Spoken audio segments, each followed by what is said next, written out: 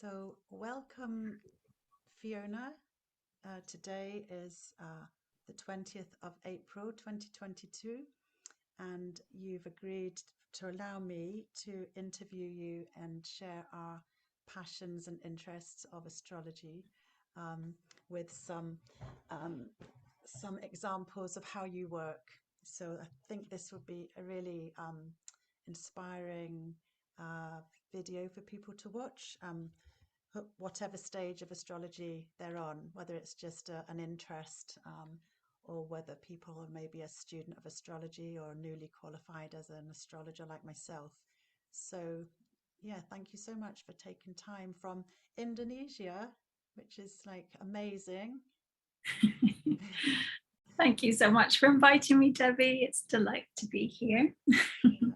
I know I'm in Scotland, and you're normally in Scotland where you live, but Yes, you're with family in Indonesia now. So it's amazing, isn't it? Just how technology can connect us like this. yes, Yeah, it's like 11:30 here, and it's what is it, 5:30? that's right. Yeah. So you're ending your day, and we're sort of coming to the peak of our day here with the sun. So I'd like to just share an introduction to you and your background. So, Fiona Morris offers restorative spaces to heal and learn with the cycles of nature as a tarot and astrology reader, intuitive guide, medical herbalist, foraging guide, and natural therapist for her holistic healthcare business, Nourish and Flourish. Her blog, Astro Tarot Journeys and Divine Business Circle, a community that Fiona founded in 2017 for creatives, spiritual, and holistic business owners who meet and explore themes in their business inspired by the placement of the sun and the moon. Having been a student and practitioner of astrology and tarot for 25 years, based in Edinburgh initially and now Peebles, the Scottish borders, she took the leap into teaching astrology, founding the Astrology Study Circle in 2020, which is how I had my astrology interest rekindled. So it just seemed like a perfect way to integrate the last full moon in Libra was just for me, it just came to me. It's about collaboration and Mm-hmm. working in harmony and support and sisterly support of each other. And Yeah. I'd been thinking about you as I continued my own journeys after joining that lovely circle of, I think there were 8 of us back That in was this. Yes, 2020. we had 8. Mm-hmm. Yeah. And it was just like, it was during lockdown, and it was a time where our business wasn't working, and a time of reflection. And what interests did I have? And then when you put yourself out there to teach astrology for the first time, it's like you must have been also reflecting on some parts of your life and what you could develop Mm-hmm. that time. Yeah. Yes, well, it was the ideal time to offer something online because everybody was stuck indoors, and both of us work in holistic healthcare, and yes, the usual environments that we would normally be practicing in just weren't available to us. So I had to think outside the box, and I had been feeling the nudge to start sharing astrology and give back in a way, because the format of the course that I run now is similar, or the same. In fact, was 8 weeks, an 8-week course that I first started on, and I kind of modeled it on a similar kind of pattern, covering all the fundamentals, to get somebody who is either a complete beginner or a refresher, like someone like yourself who had already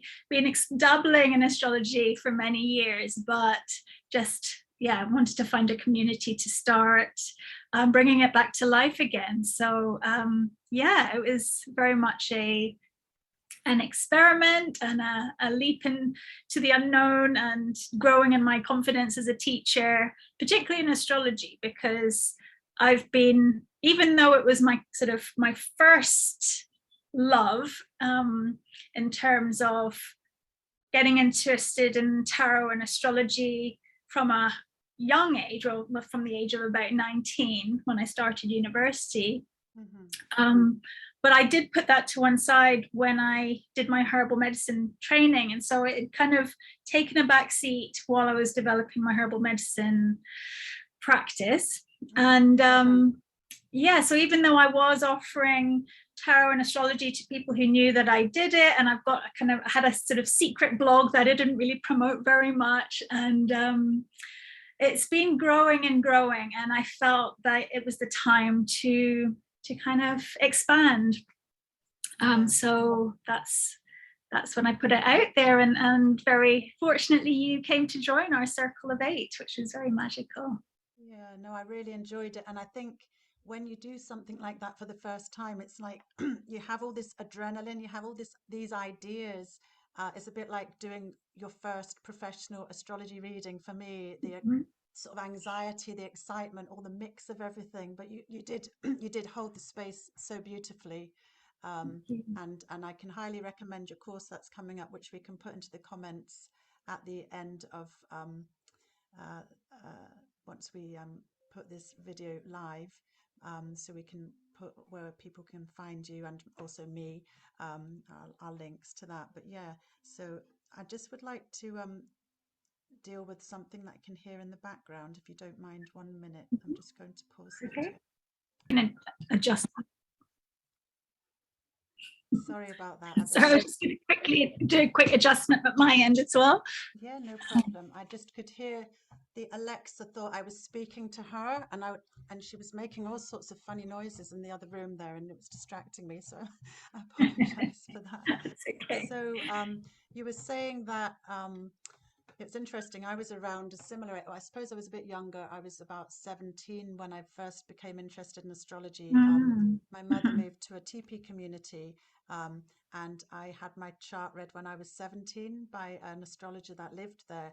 So I'd already had that interest as a teenager. You know, I used to sort of have this awareness that there was definitely more to life than our physical realm. And I used to say to my grandmothers when I stayed with them, when you die, come and visit me. And you know, so I always had that sort of mindset of knowing there was more than the actual 3D realm of life. And reading about astrology when I was a teenager was my first interest. And then having that chart read, when you realize it's more than just the sun or your star sign that you hear in magazines, or you know, at the end of magazines or newspapers. What was it, Russell Crowe back then, or Jonathan Caner or something, you know, these sort of modern day astrologers that had tiny little columns. And that's unfortunately, I think, given some bad press to a full astrological reading, which is when you have all of the different parts of the heavens mapped out specific to you, isn't it? It's like the blueprint of that moment in time on the earth, latitude, longitude, time, ascendant, moon, sun, all the planets, the inner planets, the outer planets, if you use them.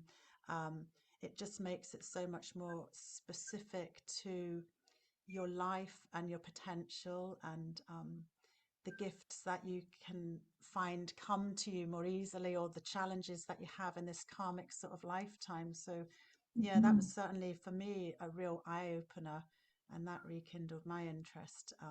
Can you remember your first interests, or your you know, how did astrology first really become a really big part of your life?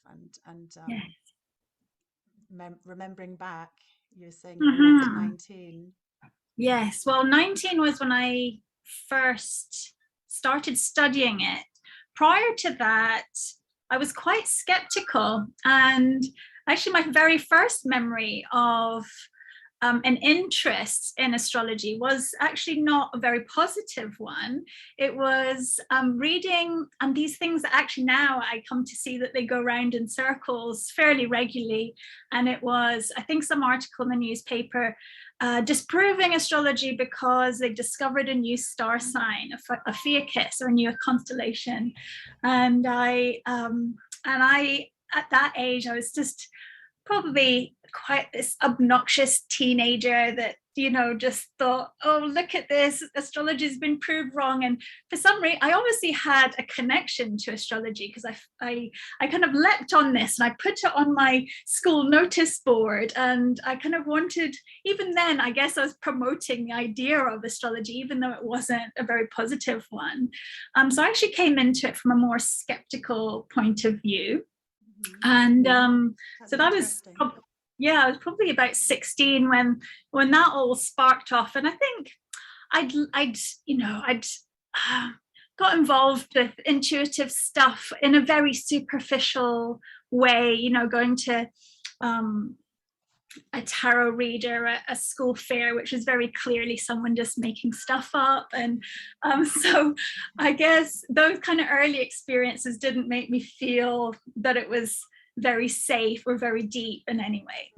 Like charlatans out there that could they give bad press, and it's not really accurate. Or yes, and like yourself, seeing these newspaper columns which give you your sun sign horoscope, and even today I still feel that most of them are very, very inaccurate, because in a single line to be able to define 1/12 of the world's population just doesn't really cut it for me.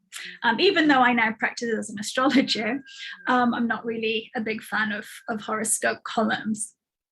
And so when at my first year of university, I went to Edinburgh University and studied philosophy initially. And so I was in my first year, and I was like a lot of new students, exploring things that I was interested in. And I happened to go to the Salisbury Centre, which I'm sure you're familiar with. It's a very well-known holistic centre. In Edinburgh. And I saw on their notice board that someone was offering astrology classes, and I thought, how can someone be offering a course in something that's utter nonsense? But as a curious mind, obviously I'd chosen to study philosophy, so there was a part of me that was open-minded and curious about exploring new ideas. I thought, I can't call myself a philosopher without at least checking it out. So in the spirit of scientific inquiry, I thought I would do the course, and it blew my mind. I just found that all the archetypes of the different signs just really well described, different psychological profiles and the aspects, both easy and more challenging. Described the whole spectrum of the ways we relate to each other. And it just provided this system for understanding the world through this very special lens, which, I realized there's a lot more to it than my first appearance, which I believe is how a lot of people perceive it. And even now, when I look online sometimes and people talk about astrology, like the Wikipedia page, I think describes it as a pseudoscience. And it makes me laugh, because I realize that that's what I thought it was. And I suppose you could call it that. It's not a pure science, but it does require a lot of mathematics and scientific theories to calculate the movements of the planets. And there's a lot of debate even within astrologers and astronomers about how we make those calculations. But despite the fact that there are so many different approaches, it's become a huge part of my life, and actually changed the way I shifted the way I relate to people. In fact, I just have a lot more of a holistic view, I think, and less judging, because I realize that we're also individual, and we all we move through life through our own astrological blueprint, which of course shifts and changes. It's a great, I feel like if you're interested in people, as you're saying, having more understanding, it's a great way to understand yourself and actually acknowledge truths about yourself that's what I've found recently from doing readings, where people say, well, actually, there were things I was ignoring about myself, but I could just see it there. And actually, it's made me realize that I need to accept that part of myself. And Yes. it's also to support other people or friends or family, having that understanding of their makeup, and it's a tool into understanding human nature, isn't it, in a way? Because yeah, there's certain things you have choices though as human beings. I think that's one of the things that people that would not like astrology, because they think it's preordaining your life in a way, and it Mhm. makes it like you have no choice. But I think as human beings, no matter what your astrological chart, you still have the option as a human being to choose what way you're going to go within an That's it. opportunity that comes up, like a Yeah. crossroads with a difficult Mhm. aspect, say, where there's real challenges, and you have the option to, like, I suppose, fear it, go inward, um, and then not learn from actually embracing the challenge, stretching Mhm. yourself, digging deep, and thinking, okay, this is going to be a difficult time, but actually by embracing something that you've never had to face before, or it's a really fearful thing, once you've stepped into that sort of darkness or the challenge of it, you can really develop parts of yourself and understand yourself more, knowing that you've lived through something. So it's Yeah. like, I think we really do have choice. No matter what Mm. your chart is, there's a certain amount of Yes. natal promise, from what I've studied with ancient astrology, the Hellenistic way. you Mhm. you have natal promise, and the gods and goddesses are the planets that bestow Mhm. gifts or possibly challenges, depending on their aspects, and if they're Yeah. dignified or in fall, or exalted or in fall, or dignified or in their detriment. But yeah, it's like, yeah, there's scope, you know and we have choice. So it shouldn't be feared that if you find out about your chart, it's going to be a negative thing either, which, complete skeptics wouldn't like that idea, I don't think, because they think Yeah. it's putting them in a box and limiting their potential in life, maybe.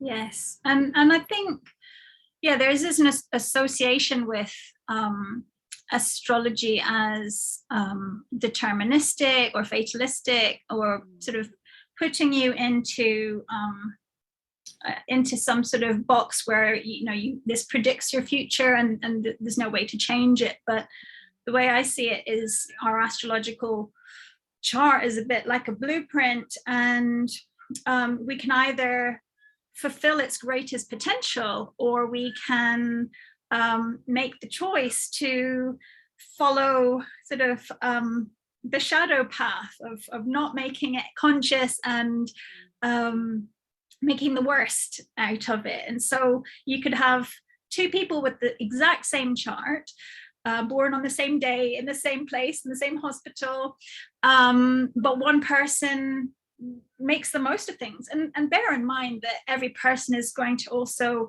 end up having that synastry with other influences as they grow older and move through different spaces and time. So I think that's sometimes an argument that people have about, how come somebody who's born on the same day isn't exactly identical, or even identical twins, Mm. um, can be quite different. But we also have different influences as we grow older, and Mm. yeah, And that choice that we can make, yeah, to either make the most of something or not, or fluctuate between, because we're not always our best self, and sometimes no, we will make the worst out of the situation, and that's okay as well, yeah, sometimes.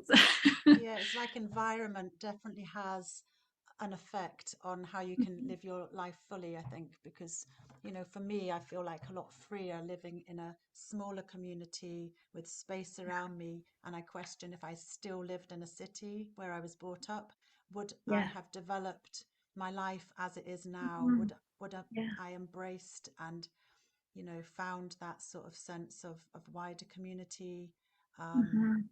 because, sometimes in a city environment, there's so many people that it's Mhm. like, that you can sort of close yourself in a bit more and hide, or you know, I suppose I've lived in my community for like 30 odd years, so it's easier. But I do feel like if I'd never left a town, Hmm. a city, and moved to Yeah. like the earth, living in a teepee, and then coming to the country, my life Mm. could have been completely different. I could have been Yes. a secretary working in an office because I never, you know, that's Yeah. my first jobs that I did when I left Yes. school because I could type. Um, Mhm. Back in what 19, oh, it must have been 84, 85 or something. But yeah, I think environment definitely has Yeah. an influence, and obviously genetics. And yeah, it's interesting with I don't know enough about identical twins, but that does Yeah. bring up some real curiosity for me, because you know it can be just minutes apart, can't it? Which may Mhm. change the ascendant, or it may Yes. accentuate different things. Mhm. But yeah, it's very Yeah. interesting. Yeah. So I And did there's a like. whole branch of astrocartography as well, which um, for the astrologers who are well versed in that, they can help people identify areas in the geography of the world, which certain lines identified with certain planets run. I know for myself, I've got Saturn running right through the middle of Scotland, which gives me a big kind of sense of duty, and sort of it's quite a challenging, as much as I love it, it has brought a lot of challenges but a lot of growth as well. And I think, yeah, Saturn's a planet that often gets a bad rep, and you mentioned fear earlier. I think Mm, that's one that people often associate with fear, but it's definitely been a place that has been a big part of my maturation, shall we say, and mhm. development from that side. Although, yeah, I think as I get older, I wouldn't mind spending a bit more time in, actually, this, I have Neptune in Jakarta where I am now, which Yeah. is a bit more floaty and relaxed, I and would say with your Piscean sun absolutely, makes you yeah. quite well. Mhm, Yeah, mhm, that's interesting because Saturn, yeah, the bad press of Saturn is all the negatives about restriction, limitation, mhm, burdens, responsibility. But Kronos, the Lord of Time, as he's also known, he bestows wisdom, doesn't he? As we become older, we live through these challenges, and then we can impart our knowledge as elders and the wise mhm, ones. And yeah, like the teacher, the one that's respected, the one that's lived through um, some sort of hardships in some way, because there are mhm, limitations, like for you maybe being away from your family or your community that you maybe knew in Indonesia, or just yeah, different challenges. And obviously depending on where Saturn is in your own natal chart, how that's mhm. highlighted for you. um, Yeah. but yeah, that's quite interesting, because we learn Mhm. from Saturn, and wherever Saturn is, I always let people know that it's the lessons that we learn that then can Mhm. empower us later in life, and we live with that wisdom, and it gets easier. We Yeah. tend to yeah become I have a lot of gratitude to Saturn, even though it didn't feel easy, or it mm, doesn't feel easy when you have those connections. But I'm learning that actually the the aspects, the oppositions, the squares, that, you know, when you look at them in the chart and there are all these red lines, and that color red just kind of danger. gets the adrenaline going, and you just think alarm bells. When I do readings with my clients, I try and get them to reframe that and actually see them as creative opportunities, and opportunities to integrate polarities and areas in our own. I mean, that's, as you know, what an opposition is two opposites seemingly pushing and pulling with Mhm. each other. But I think if we can see that common thread, I mean, I'm a Pisces, of course, finding the oneness and everything, you know, is something that I love. And so, in fact, working with oppositions and squares, actually, yeah, I get people to really embrace the challenge and, you know, see that as something exciting, because actually oppositions and squares can be exciting with the right state of mind. Yeah, They can also be exhausting and tiring and a real pain, sometimes terrible, but yeah. equally we don't grow from things being easy. Well, No, that's probably exactly. my Yeah, Saturn in Scotland experience I'm justifying. yeah, I know. I was just saying, like the opposition, the 180-degree aspect, is a bit like a tug of war. It can be pulling, but if you can get that perfect fulcrum point of the balance and integrate the two energies, then there's so much more potential that can be learned and shared. And I certainly have that understanding within my own synastry with my long-term partner, and we're completely opposite, sun, moon, and ascendant. And we approach things completely the opposite way, both thinking that our way is the best way, but so if we're in flow and harmony, we can just really be quite dynamic together and really achieve so much.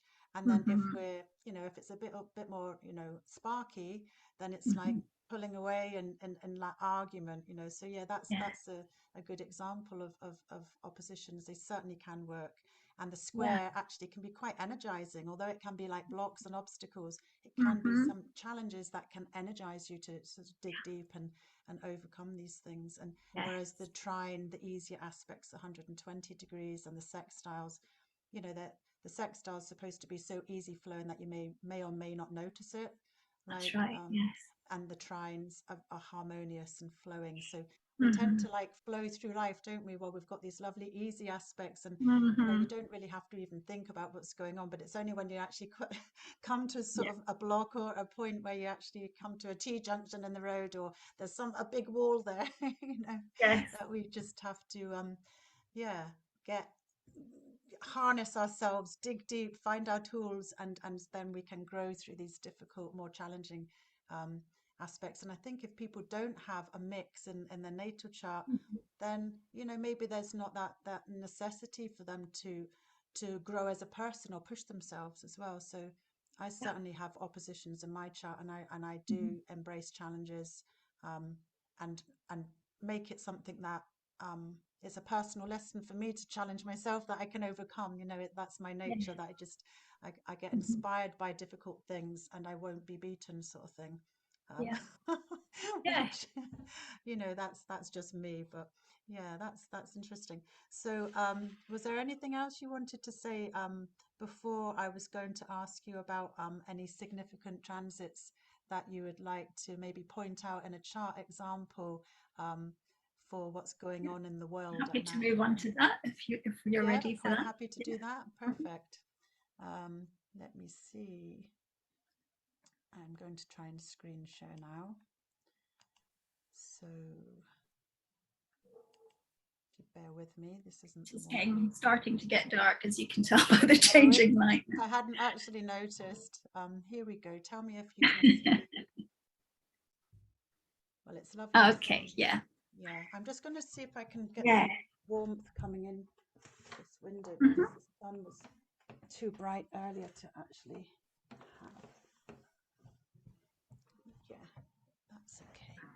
So you've chosen, I'm going to hand it over to you to just lead us through what you feel. Well, you'd asked me before our chat if there was any transits in particular that I was interested or wanted to share about. And well, this is I suppose a couple of transits, Neptune and Jupiter, which are both currently in my home sign of Pisces, and also in their home sign of Pisces, because Jupiter is the traditional ruler of the sign of Pisces, and Neptune is the modern ruling planet. So I'd put these notes together when you asked me, just to kind of remind myself of the exact timing. So we've actually already had the conjunction. So for those who aren't familiar with astrology, a conjunction is when two planets come together in the night sky. So when we're looking from the perspective of Earth, if you could see them in the night sky, which you wouldn't normally be, or you can't see Neptune unless you've got a very, very super powered telescope. But if you could, you would see Neptune and Jupiter at exactly the same position in the sky. And so these two planets came together on the 12th of April, which at the time of this recording was actually a week ago on Tuesday. And so the reason it feels especially significant to me is because my sun is exactly the same degree, to the degree, which is 23 degrees of Pisces, as Neptune and Jupiter. Although this is an influence which affects all of us globally, universally, I might even say, being the Pisces that I am. And yeah, so the fact that they are both in their home sign is very rare indeed, as you can see on this on the slide. Let's see, the cycle of Neptune and Jupiter, which just started on the 12th of April last week, isn't going to come back around for another 165 years. So we're not going to see that again in our lifetime. And in fact, the next time Neptune and Jupiter meet will be in Aries in 13 years' time, which is 24th of March 2035, in 13 years. So for us to experience Neptune and Jupiter in their home sign is something which not all human beings will get to experience. And it's not necessarily that it's some wonderful experience, because both Jupiter and Neptune also have a shadow side, like we talked about earlier. We can express the highest qualities of a sign, and we can also express the lowest qualities. And in some ways, when it's a slow outer planet aspect like Neptune and Jupiter are, it affects us on a global level. And the effects for us as individuals are probably not going to be seen immediately. I think if we look back at our charts, in retrospect, we'll be able to see more clearly. But while we're going through this period of time, and particularly with Neptune, because Neptune does have this kind of veiled, an illusory, kind of filtered effect, where things maybe are seen through the filter of, what's that phrase, pink tinted glasses, or through this kind of soft focused, if you think of this kind of cinematic soft focus with all the music playing. Neptune's very much to do with music and artistic expression and that kind of impressionistic kind of vibe. Like romantic and poetic and a That's bit of right. fantasy flow, it's all sort Yes. of ethereal, isn't it? Yeah. Very dreamy. I mean, Neptune is the god of the ocean. So, if you imagine underwater worlds and all the colors and that kind of watery ripple effects where you're not seeing things directly, you're seeing things through a kind of focus. So things look quite beautiful, but there can be misperception. I'm not making it sound particularly inviting. I do love it because there's also, if you think of it as the higher octave of love, we've got the other planet, Venus,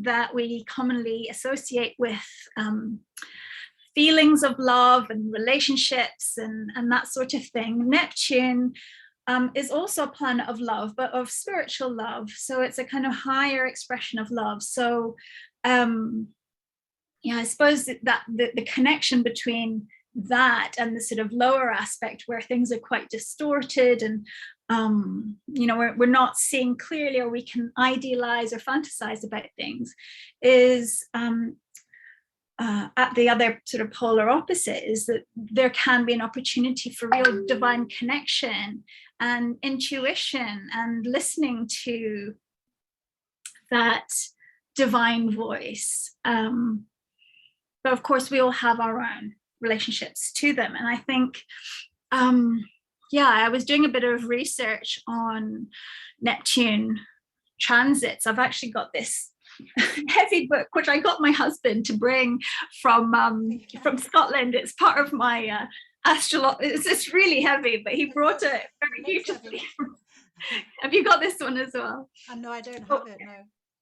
It's looks heavy, like a it textbook. is heavy, but I just said the one thing I would like you to bring me is this, because I just really felt like I wanted to dive into Neptunian themes, all the good stuff and the bad stuff. I mean, what was interesting was that the last time Neptune was in Pisces, there were cholera outbreaks, and it is actually associated with pandemics. And I know in astrological circles we've been talking about Saturn, the Saturn and Uranus square, and all of those kind of difficult challenges. But I haven't heard many people talk about Neptune in Pisces, and so that's an interesting thing. The other thing that I discovered about Neptune in Pisces is the Baha'i tradition started forming around that same period. So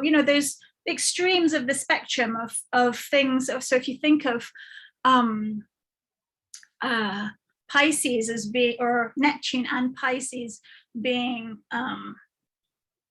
symbolic of boundaries dissolving and sort of uniting us with oneness, in a similar way, what we've been experiencing over recent years is this virus that has been going beyond boundaries and causing all kinds of mayhem. And there is a connection with the other conjunctions and or sort of other aspects that are going on globally. But yeah, this Neptunian one, it's quite mysterious. It has effect on our immune systems as well. So I think oftentimes, and you'll know this as well, Debbie, that Neptune can also bring periods of ill health and opportunities.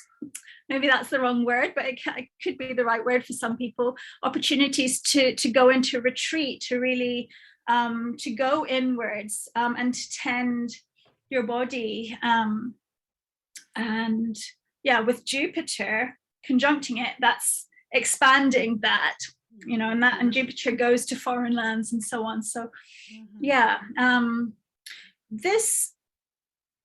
but then again, there's the beautiful aspect, which is the spiritual expansions. And I think sometimes when we have experiences like we have in the past few years, there is an invitation to see the spiritual message that is coming through. So yeah, I'm not going to say it's clear, because Neptune is anything but clear. It's intuitive. It speaks to you through spirit, through your guidance, and not necessarily well-formulated words. But as a Piscean sun, I enjoy exploring sort of that side of things. So that's the one I felt to share. And we're still in the 3-degree orb from which actually started on the 28th of March till the 28th of April, which, what day are we? 20th? So we've got another week of it being like in a close orb, but there's going to be another 2-3 months of it being in kind of fairly close together, although Jupiter is moving out of Pisces in May of this year. So next month, Jupiter is going to shift into Aries, which is going to shift the energy a little bit, maybe lighten the energy. So for people who aren't such watery types, that might feel like a welcome relief. However, yeah, we still have Neptune in Pisces till January 2026. So it's a very long period of time, which goes through different stages. And it's one that helps us to connect with our subconscious mind, to uncover messages from our subconscious, and make them conscious. Whether we become conscious of them or not is up to us, but there is an opportunity there to work with this sort of thing. So this may be very nebulous to many people, but for Piscean like myself, it's interesting. I think you've explained it really well. And when we think about Neptune as well, as you're saying, there's a spectrum of that heightened spirituality, that sort of surrendering to the oneness. being part of something much bigger than ourselves, the sort of that Mhm. sort of ethereal way. And as human beings, the way that we can allow that or choose to manifest that within ourselves can be, for example, the monk that's in isolation, that is totally living this totally spiritual life where he doesn't or she doesn't need anything because she's just fed by the beauty of the oneness and the energy from the cosmos that's just making their sense of peace and understanding and what being in that present moment. That's one spectrum of Neptune. And then the other Yeah. spectrum can be, I just want to surrender and let go of anything. And I can just like get really drunk and just let go of all my responsibilities. And, and then, there can be all that sort of sense of loss of control. And then there can be Mm. confusion and delusion and deception, so that there's a blend, isn't there, of that Yeah. spectrum of Neptune. And as you're Yeah. saying, with Jupiter, the largest planet of our solar system, Mm. enhancing those potentials. So, as well as having Mhm. faith and hopes and dreams, you can really dream big. You can really try to manifest and sort of aim towards drawing that in for like the benefit of like humankind. There's this consciousness being, raised, I think, in the undercurrents, and people are becoming more awakened to share as a Mm. whole, Mhm. and that's a positive side of things. But also, being aware of your own sense of not being guided too far off on a tangent by maybe others, or too dreamy, because then you can Mhm. lose the path or lose a sense of reality as well by that sort of potential aspect of that conjunction. Yes. Yeah. And the way that we are going to relate to this energy will very much depend on our personal natal chart, of course. And some of us will have very, I always smile when I say positive or negative, because, oftentimes the things, as we just discussed, the squares and the opposition is what makes the story like a sort of hero's journey to overcome. Whereas, if you have the so-called positive aspects, it feels dreamy and lovely and floaty, but it's not something that you will necessarily. It's a bit like, when people broadcast the news, it's all the sort of the edgy stories that get broadcast, whereas all the things like, somebody's cat gave birth, or I mean, that's not a very good example, but just joyful news isn't broadcast. And so there will be all of these things also happening concurrently, particularly with this conjunction, and in a big way. Yeah, I would love to see the good news column and actually get a nice list of all the positive Jupiter and I Neptune know. conjunction happenings, but we're rarely going to find that in our news channels, Mm. unfortunately. Yeah, I don't listen to the news. I find it really disempowering. And I think if people do, Mm. then as you're Yeah, saying, the best news that makes the news is all the yeah, negative stuff, which can, it can just be so heavy and dark, and can make people feel that losing their sense of any sense of not necessarily control, but but if you're sending out your light from within and you're taking in all mhm. this negative stuff, yeah, why isn't positive stuff, the news, to Yeah, inspire others, because that gives us our sense of that, that way that we can use our own inner guide to to yeah. to expand our lives, in a positive way, which is empowering. Mhm. Yeah, we should start our own positive news channel. Well, yeah, I I could was do just that. thinking, we're still under the Neptune and Jupiter conjunction rays. So, what better time to conceive of something that really generates joy and that sense of spiritual love and connection, and, make that something big and to be celebrated, which, yeah, it's often, yeah, just not really prioritized. And maybe we need to start thinking about that, that focus on Yeah. gratitude, Totally. all of the amazing things that are happening. Yeah, Yeah. compassion and understanding and Hmm. support and love and Yes. trusting and, yeah, just hope, and that's all very Jupiter Neptune, isn't it? And I suppose we individually can do that ourselves in our smaller posts in the world, through whatever Well, it forums. all starts with us as an individual, Yeah, doesn't it? totally. And ripples out, and sometimes in a big way, a la Jupiter. Yeah, that was really interesting. Thank you. So did You're you welcome. want to give an example of how that could work with a natal chart, this conjunction? Sure. Let me see if I can, the mouse is being a bit sticky, sorry. That's okay. It's got this band across the, oh, here we are. Yeah. Okay. Thank you so much for bearing with me. No As I was saying, problem. this is one of my skills that I need to get better at. So I'll pass it over to you as you explain the transit wheel, which has a natal chart on the inside and Yeah. transiting planets Okay. on the outside. Yeah. So it was just to illustrate the transit. So can't really show you with my arrow here, but you might be able to with on your end, Debbie. So if you're able to either circle or arrow where it says 23 degrees of Pisces, that would be helpful. Yeah, no problem. I'm just going to, I have got some skills, look.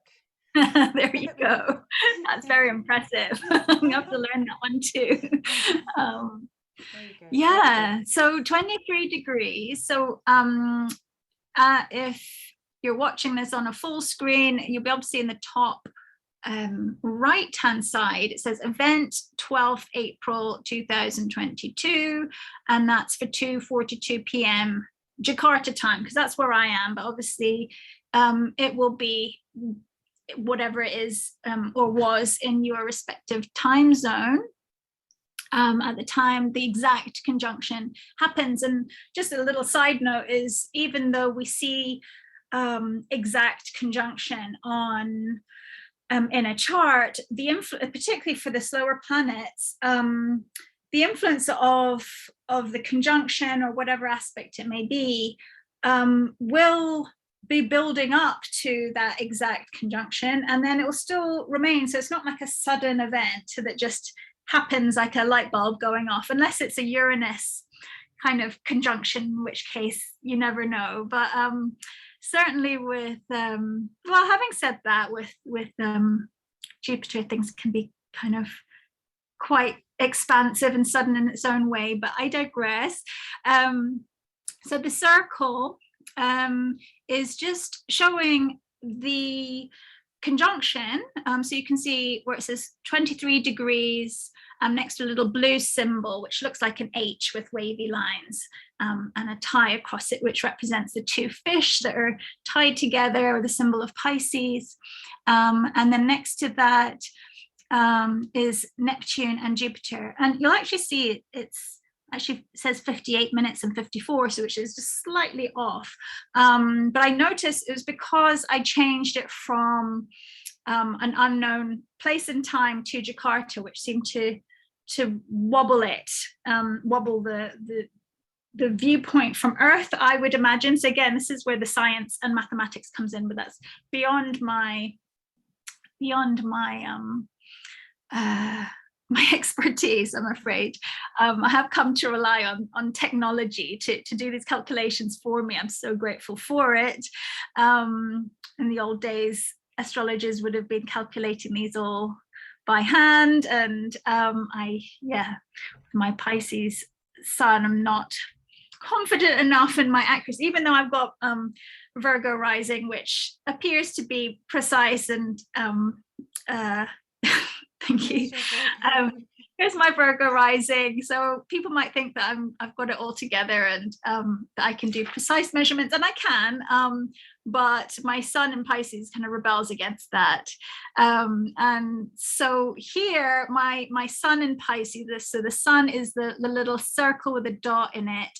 As you can see, next to that, it says 23 degrees, which is exactly the same degree as Jupiter and Neptune. So hence why I'm so excited about this conjunction, even though the exact moment in time was last week. It's the effect of it is, it's going to influence us, just massively through this half of the year, certainly, and beyond. We'll see this as a kind of turning point, particularly with our consciousness. Well, for my consciousness in particular, with the sun being there. So yeah, there is in conjunction, and there are other angles to it. It's quite hard to see because there's a bit of a tangled web in the center there, which actually shows all the different angles that the different planets form to the transits and the natal planets.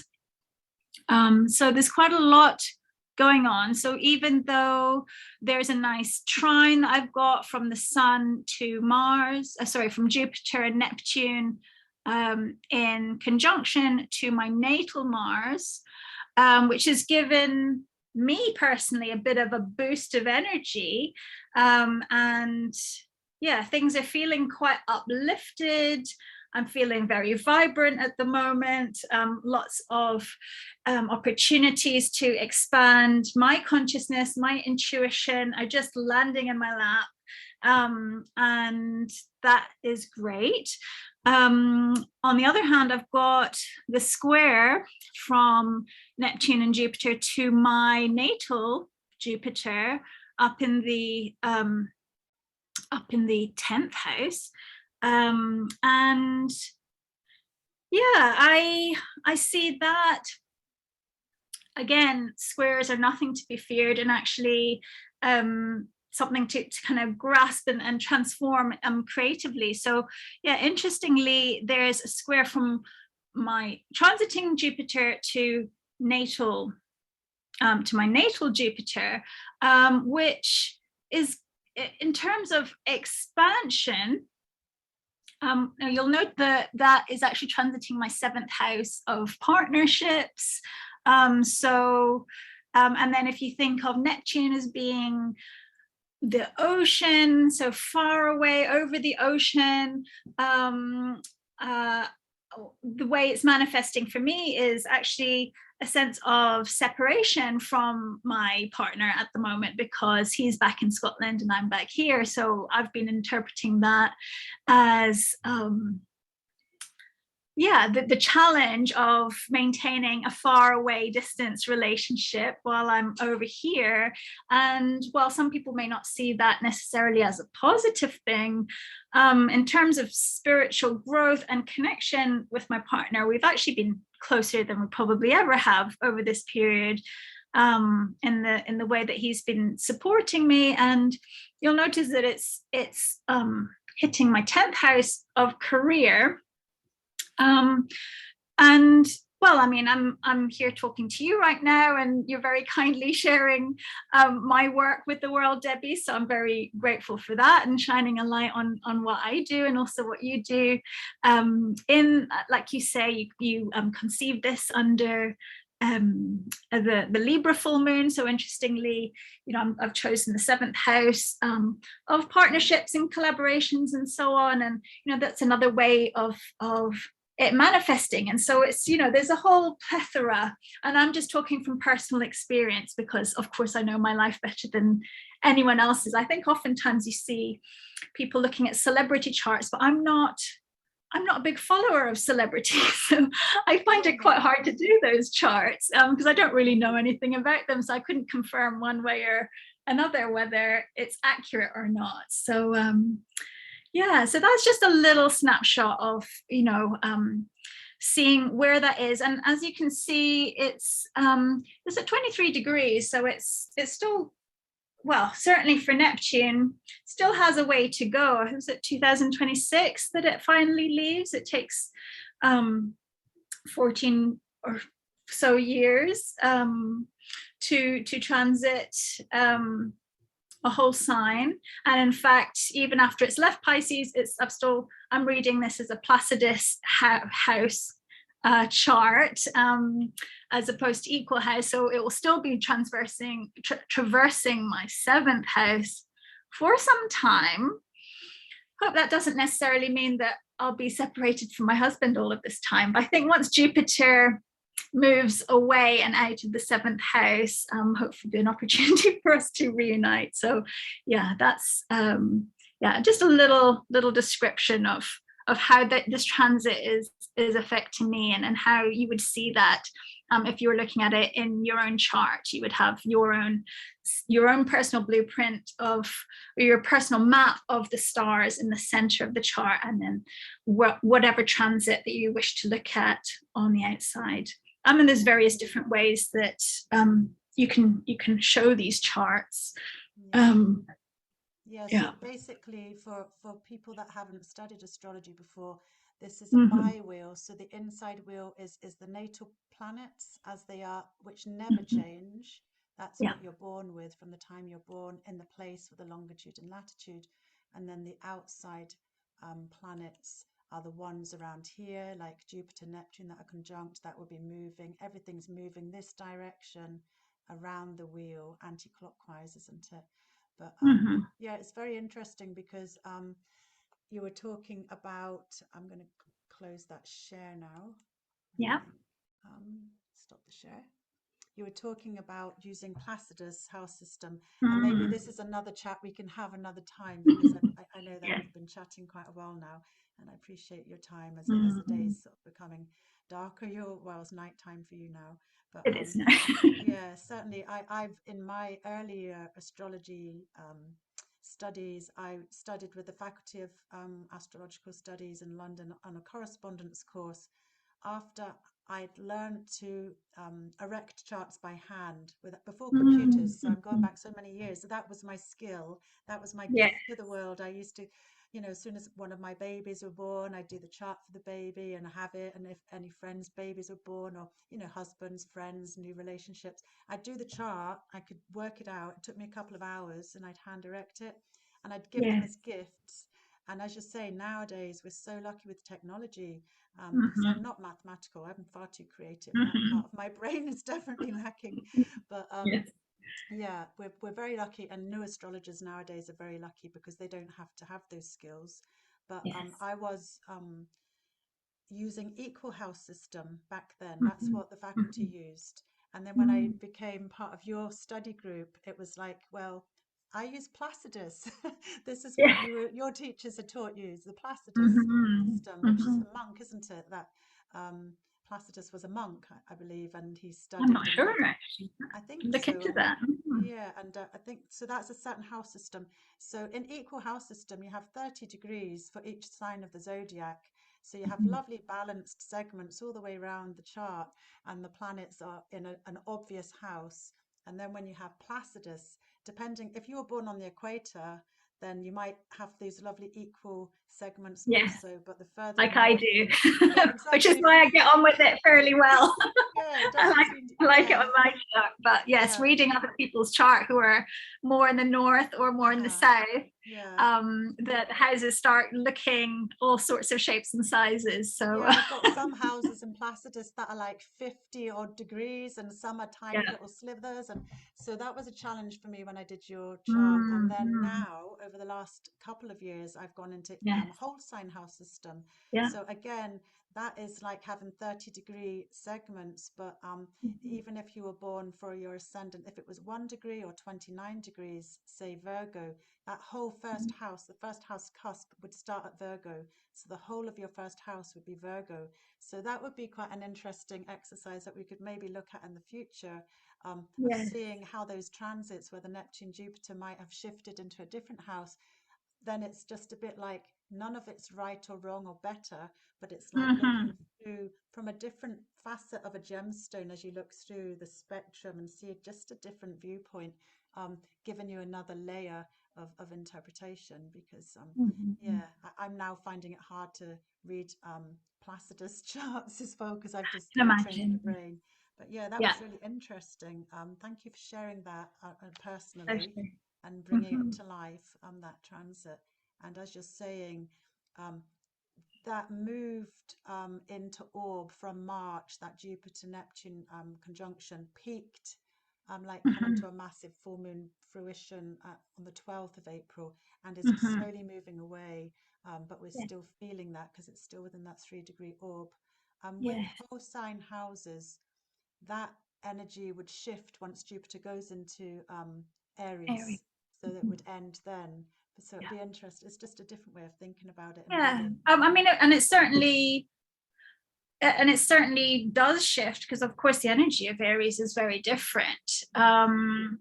I think it's down to personal preference, depending on your choice as an astrologer. I personally would see, even though the 3 degree is that kind of more noticeable, even when it goes as far as 10 degrees, and that might still be quite wide.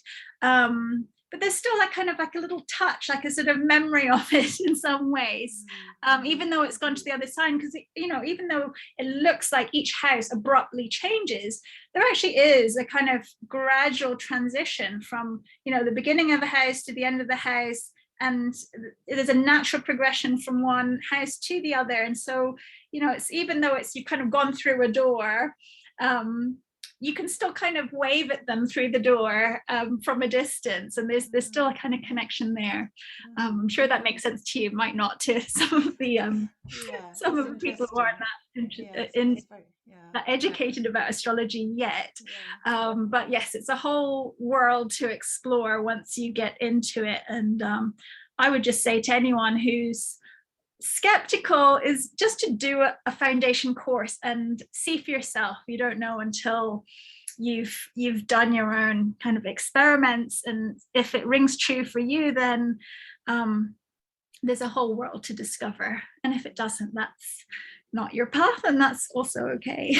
That's a good idea, because everything starts from yourself, and having that self-understanding is where we all have to start from, using our own skills. So that was really interesting, and and that neatly ties into anything that you would like to mention about what you're doing at this time or in the near future in the astrological field. Well, I am offering the Astrology Study Circle actually in a matter of days. I don't know when you're publishing this, but my next course starts on the 22nd of April, which is this coming Friday. It's an 8-week course. And yes, if you're catching this after the 22nd of April, just get in touch and I can let you know how you can maybe either catch up with replays and join at a later stage, or when the next one is coming up. So yeah, there's that. And I still do my online readings, even though I'm in Indonesia. It doesn't really matter these days where you are. Even though we were living locally to each other, we still I offered the Astrology Study Circle through Zoom. So even though we were stone's throw away from 6 miles apart and thousands of miles apart, it doesn't matter, does it, with Zoom? It's one of the great tools. And I can highly recommend your 8-week study course.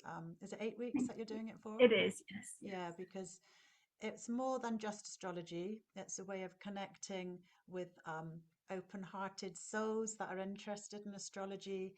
And you often brought in, I'm sure you would have developed it, but you may still do what you did then. You brought in a lovely grounding meditation, maybe a visualization that we could share, and sometimes you broke us out into little chat rooms where we could discuss stuff in pairs or things like that, and then come back and share into the group and learn from each other and just like hold space for each other. So it's a great way to develop more than astrology, but that knowledge that you have to share with others is great, and it rekindled my interest in astrology to become eventually like qualified to offer readings myself. So I'm so excited to and it's coming up soon, and I will publish this before you start. Hopefully I'll publish it later today, this video. But certainly if people want to get in touch, you can say your links, but we'll also type them into the comments box underneath. Thank you, Debbie. So nice. I'm sure we could talk for quite a bit longer. As always, time just flies. But thank you so much for inviting me, and look forward to connecting the next time. So give us your links verbally, how people can find verbally. you. Yes. If you type in Astro Tarot Journeys with Fiona Morris into Google, you will probably find either my Facebook page or my blog. So that is the best way to find out about my astrology work. Or herbal wise, my main website is fionamorrisherbalist.co.uk. All my links are found there. And what about Nourish and Flourish? That's something I see coming up on Facebook. Nourish and Flourish is also part of my herbalist website. That is I'm such a mutable type, so I did try and condense everything into Nourish and Flourish, but then I found that actually I just wanted to express myself in an astrological way. So I've got an Astro Tarot Journeys Facebook page and a Nourish and Flourish with Fiona Morris other Facebook page, in true mutable style. Yeah. Well, why not? But you will find Astro stuff on my Nourish and Flourish page too. So wherever you go, you'll find me. Wherever you choose to connect with me. Well, that's it. If you have all these different skills and wisdom to share, they do interweave, don't they?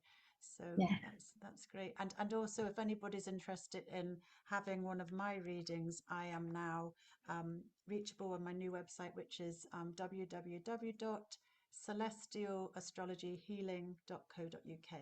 So that will be in the links beneath as well. And I'm doing short readings with lots of typed notes, which in the future I probably won't do, because that's what I spend hours doing before I do the reading.